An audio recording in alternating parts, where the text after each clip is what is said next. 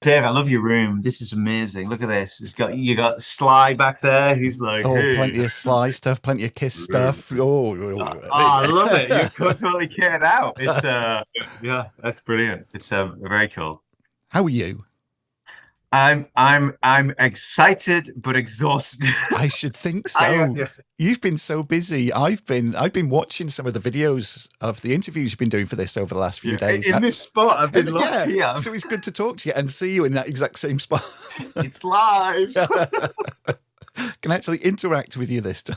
Yeah, no, thanks. I feel like it's the first time I've done this at this scale. Like I've usually done it on a much smaller scale, Yeah. and it's just been like I love talking about the movie, but I really feel like when people ask similar questions, I'm always like, am I just saying the same answer I said before? Because and it goes to show that thing of like just the more it's a real conversation, the easier it is actually Yeah. because then yeah. Yeah. So, but I enjoy it. I love films, so I'll talk about films. And let's be honest, the honor of talking about your own film is like it's just a special little thing to It's do. got to be the best, hasn't it? Yeah. It's the best. It totally is. I have to say, but it's no, it's great, and I appreciate all the everyone's been lovely, and it's been really nice to do it. So It's a I'm great not. film, though. It is. It's a great film. So no wonder everybody's been nice. Yeah, thank you. Do you know what the truth is, Dave? I've made a few films, and some of them are a bit sucky. And when people don't like a film, I've noticed. I know how they because no one wants to be rude in an interview. But they go, "Yeah, the film we thought was a lot of fun." This is the standard line, and I'll be like, "Oh, you mean it's shit." Ah. And so I've had that before. Whereas these for fall, it's been really different because I feel like it's been it's been nice because there's been a lot of love, and Yeah. I think Yeah. it's been lovely. So yeah, I'm grateful. You know what But yeah, impressed me though? What oh, go on, impressed yeah. me, apart from the fall, obviously, what impressed me, all I'm going to say is, as I just look over there, there's a Mhm. picture of me and my other half behind the bar at the Rovers' return. Ah, Ah, that's very impressive. Look at that. yeah. It's that's amazing. Yeah, my that's where um I feel like a lot of my life has revolved around Coronation Street one way or another, funnily enough. And it's yeah, my wife was a script editor, like worked with producers and writers on that show, and I and just and to be honest, like Sarah, my darling wife, actually helped write this film, because originally when we'd had it, the short that this kind of started out as Mhm. was Dan and Becky. It was a girlfriend boyfriend kind of relationship. Those climbed the Yeah. tower, and then when we developed it, we got it more into a space of being two young women and two best friends, and Jono and I, the writers, like we did our best, obviously, but you know what it's like let's get some honest feedback. And Sarah's like, you know, the film's good, but these characters, it's like, let me give you some tips. And she helped us craft it. And it's very actually based on like her and like in the dynamic, Yeah. actually. My Yeah. wife's got very close friends that she's had for a long time. And the dynamic is based on that, is it? And Ah, you pull from that reality. But yeah, she did. I think she did. I would honestly say she's done her greatest script editing, script work here on Fall, that she learned, but she learned all the kind of ropes and the great storytelling from Britain's best soap, yeah. long running drama series, which I'm very fond of indeed. So What a yeah, link between the streets of yeah. Weatherfield all the way across to America. to the deserts of California. Yeah, exactly. Yeah, Well, a word that's been thrown around loads when people have been talking to you is vertigo, obviously.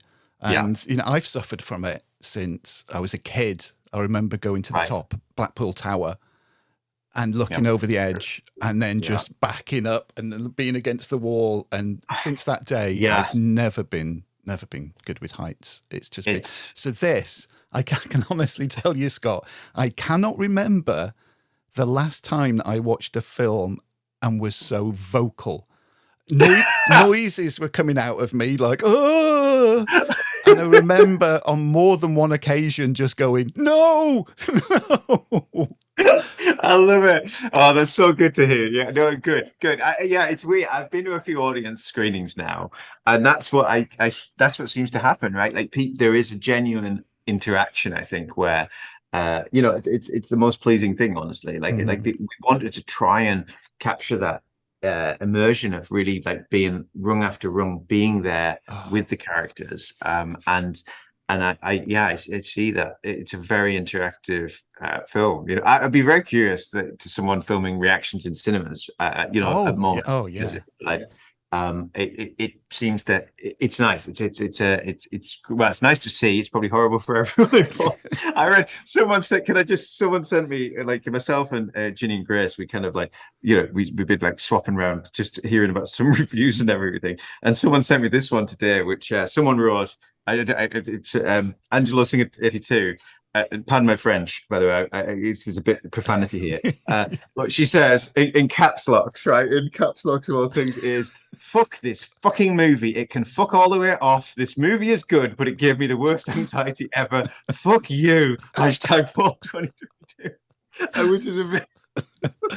That would look good on the poster, wouldn't it? That should be that. Yeah, exactly. That should be the quote. Yeah. What a great It's selling point. It is. I know. I love it. That reaction I treasure completely, because it's like, yeah, just that's what you. I think we did it as a cinematic experience. Mm, Honestly, like we did it to try and utilize the cinema for what it was built for, right? yeah. Which is like immersing you, like filming it for IMAX and on this big screen, and have this big sound scope and this incredible sound work by our teams. And it was all focused into putting you there Yeah. and putting you through that roller coaster ride. Yeah. And I think that's that every decision we made was the priority has to be that over other things, really. Because one of the scariest shots is that they haven't even climbed the tower yet. It's when Yeah. you're at the bottom of the tower and you just pan up and up and up, and you're thinking, "Oh my god!" Yeah, where's it stopping? Yeah. No, Yeah, that's what I thought when I visited these things, because I went on a lot of scouting and things, as buildings, as structures, they are just odd, right? Because they're just these needles in the middle of the desert, yeah, and you walk and you see them from afar, and you'll kind of go towards them, and your brain is trying to make sense of it. And obviously, it's got the steel guy lines yeah, that balance it so it doesn't tip, but your brain is trying to make sense of what you're looking at. And as you get closer, there's a kind of perception thing of like, how close am I? Where am I? And you get closer and closer and closer, and it keeps going up and up and up, and you end up looking at this little needle, and you're like, holy shit, it is so high. And and it was trying to capture that. We actually used a reference of Jurassic Park, funnily enough, on, when they first look up there, we were like, what are the films that have kind of introduced hype like that? yeah. And the Brachiosaurus at the start of Yes. when Sam Neill and Laura Dern kind of witnessed that in Jurassic Park there, and it lifts up. We were like, we always call it our Jurassic shot when we look up at the giant dinosaur. I would rather face a dinosaur than climb that. I really would. There's no way I would do that. It Yeah, really does. I think even if you don't suffer from vertigo and you watch there, I think it really taps into something primal that you think you might not be scared of heights, but this just, ooh. Yeah, I think it was interesting. We looked a lot, like we studied that a little bit, when we were doing this film, because we this film started life in a way. The seed of the film, at least, started life. And we were we were filming a film called Final Score on top of West Ham Football Club, or the old West Ham football club. And we were filming like some kind of action kind of craziness of Dave Bautista jumping off one of the stands to the next, which is like some absurd spectacle, brilliant stunt work. But it was actually where we were stood watching that from, on the other side of the top of the roof there, and it was just like sheer drop down, and it was making me panic every time anyone would go anywhere near it, because it's and myself and the writer, the same writer who we did this with, Jonathan Frank, we just got talking about that. What is it in us that kind of has that kind of innate fear of heights? Like, what brings that about? And we ended up kind of looking at it, like trying to look at it from all angles. And I think Free Solo was a great example. Oh yeah, great that is. Yeah. Really, like, I think that I love that film. And it was, and I remember when I watched Free Solo, I'll be honest, I was really disappointed that I only saw it on television. I remember thinking, oh, fuck, why did I see this in the cinemas? Why isn't this pushed out wider? Why can't we all experience that in the right environment? And so but they captured something. I think the psychology of it and the personal of it, and weirdly, like what I think we concluded was there was like the kind of the imperfections and the nuances of actually filming at real height translate through the camera. It's beyond, it goes through the characters, obviously, energies and reactions, and the actors' energy reactions, but there's something else going on there. And I think, and it's what kind of led us into filming this thing at height on location, I as opposed love to, the like, way that you filmed it. I really do love the way that you did yeah, it. thank you. Thank you. It was, yeah, it was like, it was kind of like, it was an effort, I'll be honest, like to get Oh, to I that bet it was. location. But it was one of those where it's like, okay, well, if we do this, you do all that work up front to get into a place where you can film, on a big tower, 2,000 feet. If you can get there, then what you pick up, what you capture, it's done. Do you know what I mean? You don't Yeah. have to fake around the edges. So I think it was really nice. And then the actors, they started doing their own.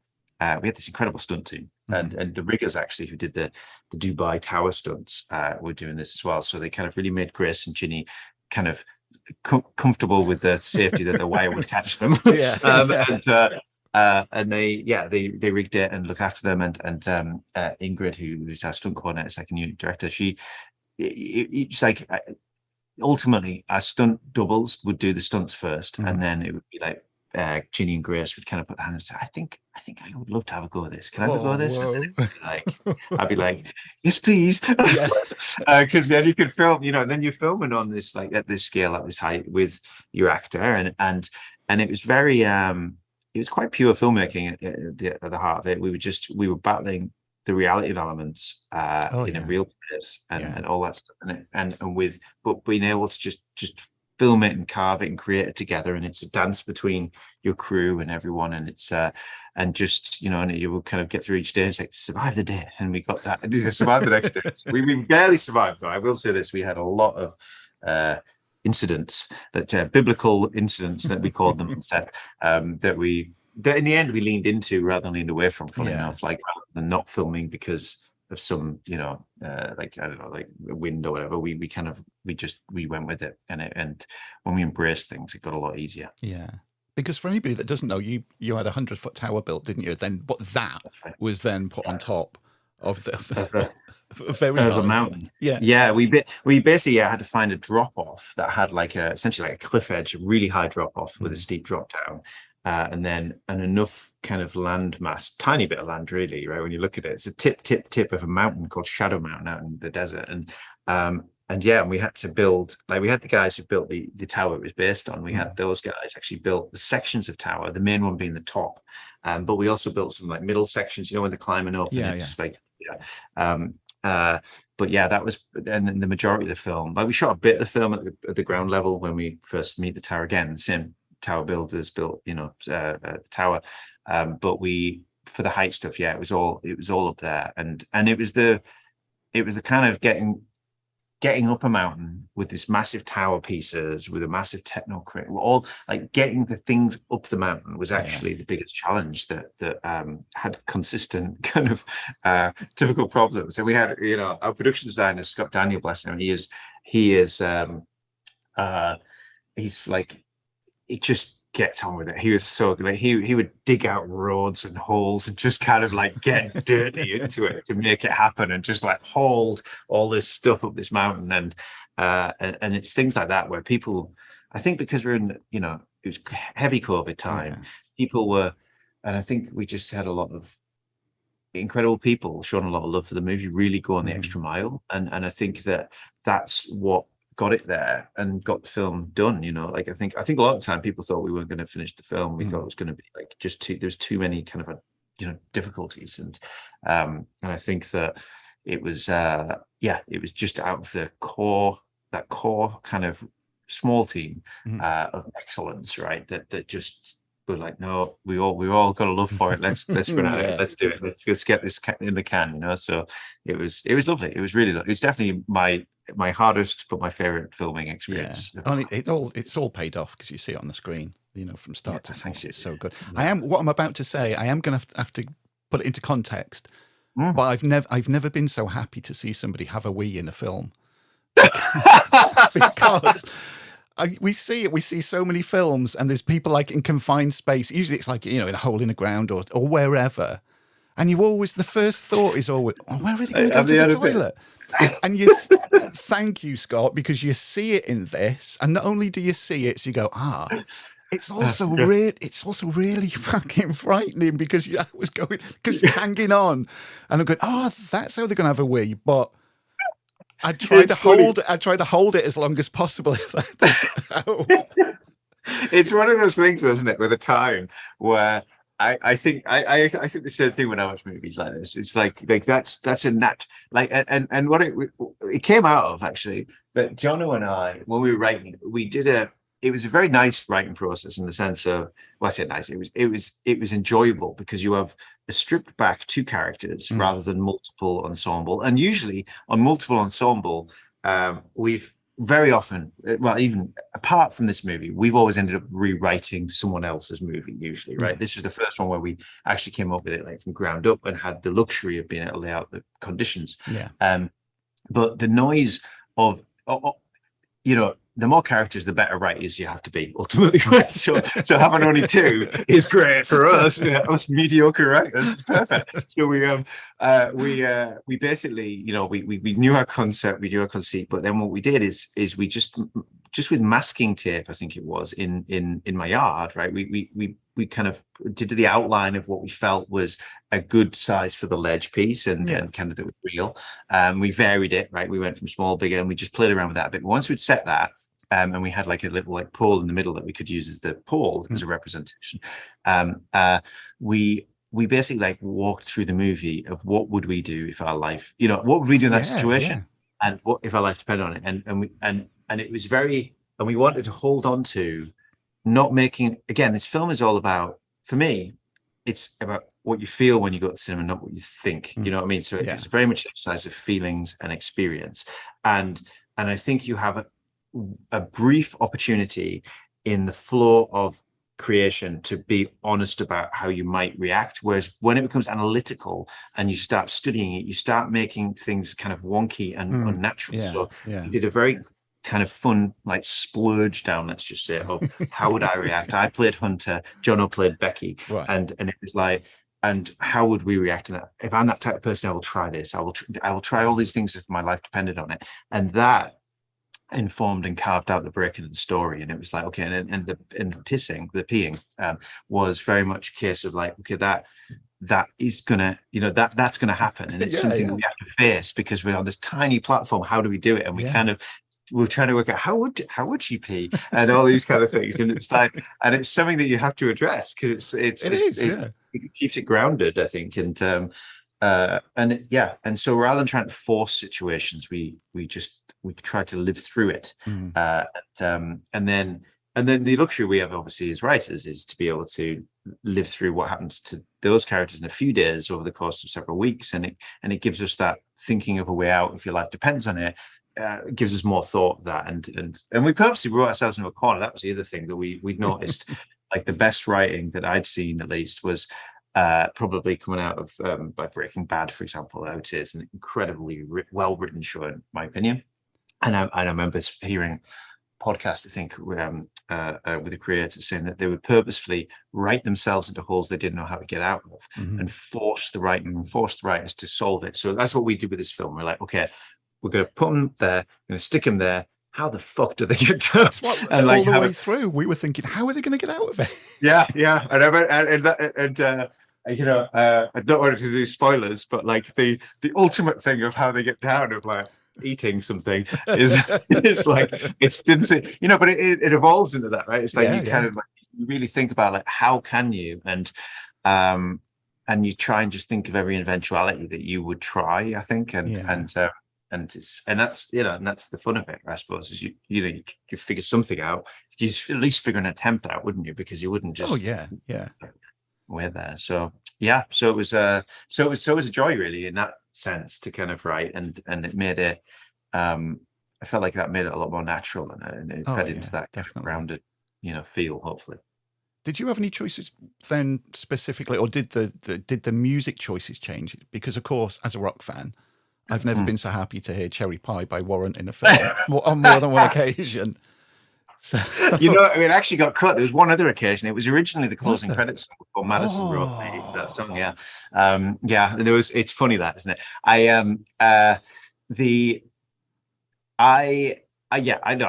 I think it's a tonal thing as well, because tonally, even though we're dealing with serious subject matter, where we're kind of like, you know, we're in a kind of grounded nature, there's an absurdity to this to the conceit of this film, right? The concept. Mm. It's like just the tower just looks so, there's an element of like where I think there's also like a gallows humor element of Yeah. just tonally trying to fit it right. And yeah, Cherry Pie. It's yeah, I remember that song. Yeah, I love that song. And it's kind of the Yeah. ultimate kind of brilliant jazzy song. So no, I loved it. But musically, I will say this. I think I have to. The other thing I love lots of the film, and I'm exceptionally grateful. Like so grateful for everyone who worked on it, like and pulled it off. But one of the pieces of that is definitely the music by Tim Despic, and Yeah. he and we've done a few things together now, and this one we treated with a slightly different discipline, where we talked about Jaws and our kind of going back to theatre, going back to kind of core theatre and like those experiences we all remember. It's like, what did we, how those scores compare to today's scores, and like today's scores, a lot of scores, even some of the best ones, tend to be this kind of like fitted, kind of forced, kind of kind of almost like unnatural, kind of fit the film, and they can be great. Like, don't get me wrong, but it's a difference between, I think, the story. I feel like John Williams is probably the greatest filmmaker in the world, like as a filmmaker, and I think that he has tapped so perfectly into the emotional flow of films.